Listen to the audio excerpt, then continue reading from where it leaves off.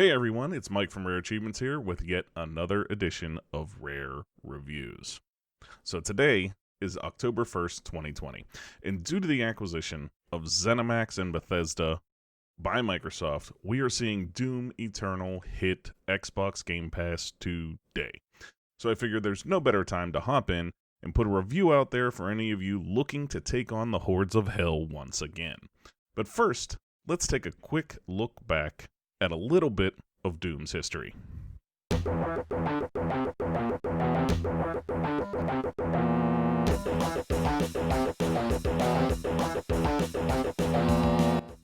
In 1993, the first version of Doom released as an MS-DOS game, and the world of gaming has never been the same. The original Doom has gone on to have an official release on 25 different platforms throughout the years.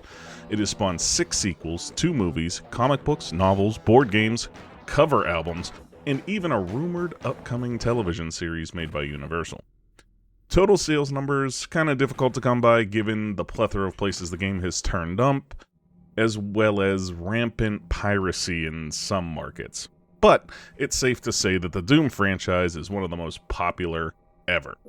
For many gamers, myself included, Doom was their first-person shooter.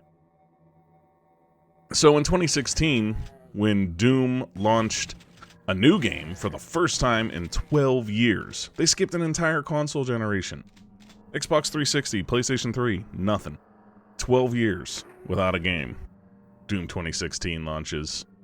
It was nominated for awards all over the place. Everybody loved this game that played it. And it was even nominated for Game of the Year from the Game Awards. Now, 4 years later, it got a sequel of its own, and that's what we're going to be reviewing today. That is Doom Eternal. So let's hop into the review. Starting with gameplay, I give it a 29 out of 30. Ripping and tearing has never felt this good or this frenetic. The pace of this game is fast, and it's awesome. I deducted a single point, just because there are still some minor bugs which haven't been worked out yet, but it's nothing significant. It's nothing game-breaking. It's just little random bugs that annoy me. That's why they're bugs. So now let's talk about the campaign. There's 13 different missions which take place in a variety of levels that offer you the ability to explore unique environments each time, which is fantastic. Now, there's 4 bosses in the game. I'm not going to get into spoilers on what the bosses are, who they are, or anything like that. But the real bosses are these guys, the Marauders. They're a new enemy for Doom Eternal, and they change the tone of any battle that they are present for because they force you to slow down, stop ripping and tearing, and pay attention to what this enemy's doing. Pay attention to what they're doing because you have to counterattack. You can't just blow this enemy up like any other. You can't just spam away with your super shotgun. You can't do it. You have to pay attention. You have to counterattack. And that to me is a perfect addition to this game. Moving on from there, we also have a brand new awesome weapon called the Crucible. It's an energy sword that just slices through enemies left and right. One slice, any enemy, man, it's amazing to use. They limit you to 3 charges, otherwise the game would have 0 difficulty. But it changes how you can approach certain aspects of the battlefield. If you're able to dart in, slice one of the, cyber demons up real quick and back right out, it really helps. It really, really does. And in a game that's so fast-paced, you need things like that to break the enemy defenses, to break their offense, to push back. You need that ability. In the game, the balancing just feels so good because I never felt overwhelmed, but I never felt so powerful that I wasn't challenged in battles.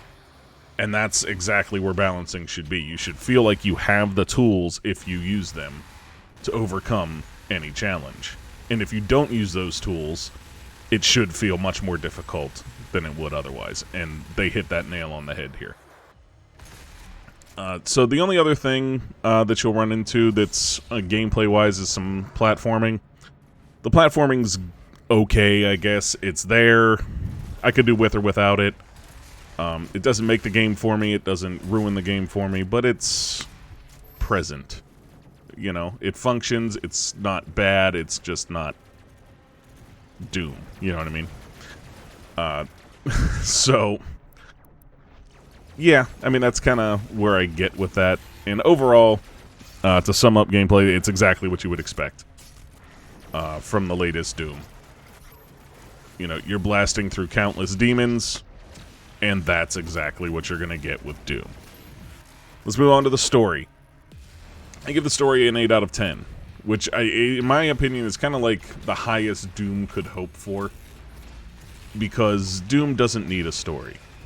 It really doesn't. To be a really amazing game, it doesn't need a story. But you've actually got one here that kind of explains what you're doing, why you're doing it, why are we going and destroying these demons and the hordes of hell, why are we ripping and tearing, what are we doing? What's the purpose behind it all? And they put some effort into it, more so than I feel like they have in the past, which is a good thing. It's not, you know, the most complex story, but again, that's a good thing. I don't want a story in a game like Doom that's going to get in the way of the action. I don't want that. And they do a really good job making sure that you're told what's going on, you know why you're doing things, and then they get out of the way and they let you get back to the action. So, 8 out of 10. You know, I don't think Doom was ever going to tell a story, you know, on the level of The Last of Us or Uncharted, where it was going to get really deep into its lore and really have this amazing story. I don't think they're ever going to go there because they don't need to. So, we'll move on. There's not a lot to say there. The visuals and the audio in this game. Perfect 20 out of 20. I do visuals and audio out of 20. Perfect score here. In terms of audio, Doom has always been an A+. Their soundtrack from the very first Doom, that original, you know, level that you start out in the first Doom in 1993, it's an iconic song in terms of video game music. It's amazing, and there's so many other tracks in that game and every Doom game that are just amazing, and this one is no different. The gunshots, the explosions, and the squishes of mutilated demons all sound satisfying and appropriate to what they're doing. I mean, even off the top of my head, even when you are platforming and you latch onto a wall, you know, your grip into that wall, into the stone or whatever it might be that you're grabbing onto, sounds appropriate. It sounds good. It sounds impactful. Everything sounds the way it should. You know, everything operates the way it should. And the visuals are beautiful. Top to bottom in this game, everything you look at is highly detailed. Everything you look at is, you know, either horrifying, of course, because it's Doom and they're demons and they're mutilated and they're just, you know, pulled apart and put back together again in so many different ways. But it's gorgeous. The skybox is gorgeous. The player model is gorgeous. Like, it all works. You know what I mean? Your ship is everything's so detailed. Down to just the last little thing. You know, it's a AAA game, and you get AAA visuals. The audio, again, amazing. On to replayability. We're going to go ahead and call that an 8 out of 10. Some levels are just plain fun to come back to and play several times. And there's others that, you know, I might not revisit. And the multiplayer left a lot to be desired. It's not what we got with Doom 2016. You know, in Doom 2016, we were able to go in, you could create your own levels for other people to play, you could play other levels people had created, and then it had a standard PvP mode.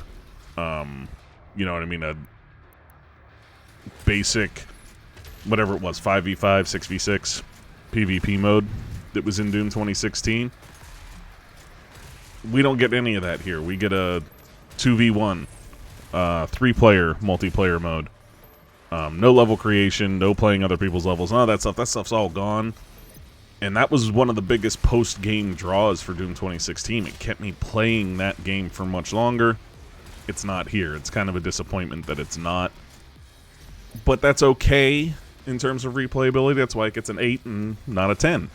Because you can go and unlock a bunch of cheat codes and a bunch of collectibles and all that, and replaying the levels using those cheat codes is, honestly, it's a lot of fun. You know, who doesn't want to play through Doom with infinite ammo? How long have we been doing stuff like that with cheat codes in Doom? Long time. Because it's fun. Because the gameplay is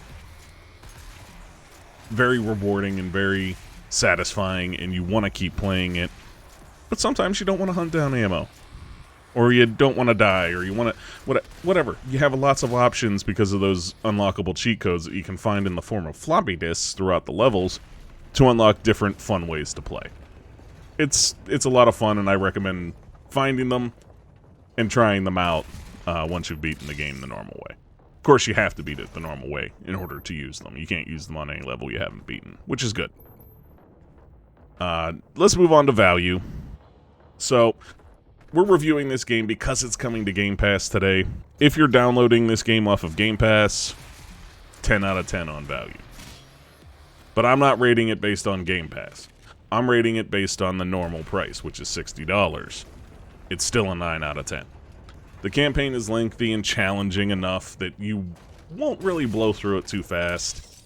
And as I said earlier, the visuals, the audio, the gameplay, all of it's 100% a AAA title. I mean, it justifies the price fully when you look at it in those terms. The only reason I knocked it down a point is because of those post-campaign options that are kind of lacking, that were there in the last game that aren't there in this one, and the PvP experience is kind of underwhelming. So it got knocked down 1 point for value on there, but again, if you're coming from Game Pass, how are you beating that value? My personal rating, 20 out of 20. Absolutely no doubt in my mind, 20 out of 20. I've been playing Doom since the original version on DOS. I was a kid popping in DOS discs. I mean, there was... I can't even remember. It might have been 4 to 6 different discs I had to load in to play through the whole Doom the first time. And it's one of my favorite franchises. You know, it's been around for 27 years, and I'm happy to say that this game lived up to the hype that even I could generate in my own mind for it, having been playing for that long. So I would say,